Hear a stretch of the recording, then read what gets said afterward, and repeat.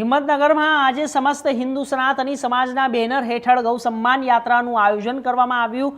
ગાયને રાષ્ટ્રમાતાનો દરજ્જો આપવા માટે જિલ્લા કલેક્ટરે ₹4.74 લાખના સહીઓ સાથેનું પ્રાર્થના પણ પત્ર સુપરત કરવામાં આવ્યું। દેશવ્યાપી કાર્યક્રમના ભાગરૂપે હિંમતનગરના હરસિદ્ધિ માતાજીના મંદિરથી ગૌ સન્માન યાત્રા નીકળી। યાત્રામાં વિવિધ હિન્દુ સંગઠનો, સંપ્રદાયો, ગ્રામજનો, ખેડૂતો, પશુપાલકો મોટી સંખ્યામાં જોડાયા।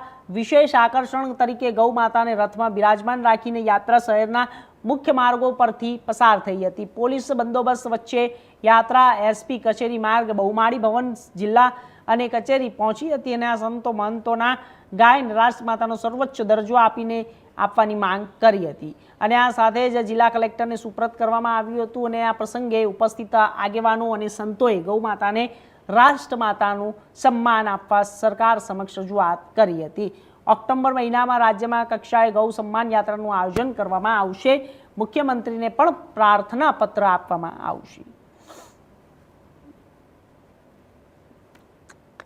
ગાવો વિશ્વસ્ય માતરઃ આજે 27 જુલાઈએ આખા દેશમાં એક સાથે 15 કરોડ હસ્તાક્ષર સાથે આપણે પ્રાર્થના પત્ર આપવાનું આયોજન કર્યું છે। આજે આપણા સાબરકાંઠા જિલ્લાની અંદર 4,74,000 જેટલા હસ્તાક્ષર કરી અને માનનીય કલેક્ટર શ્રીને આપણે પ્રાર્થના પત્ર અર્પણ કર્યું છે। આપણા દેશના સૌ સાધુ સંતો, સૌ સનાતની ગૌભક્તો, સૌ સંપ્રદાય એવું ઈચ્છે છે કે ભારત દેશની અંદર ગૌ હત્યા બંધ થાય। વિશ્વનું પહેલું એવું અભિયાન કે જ્યાં આપણે સરકારને પ્રાર્થના કરીએ છીએ।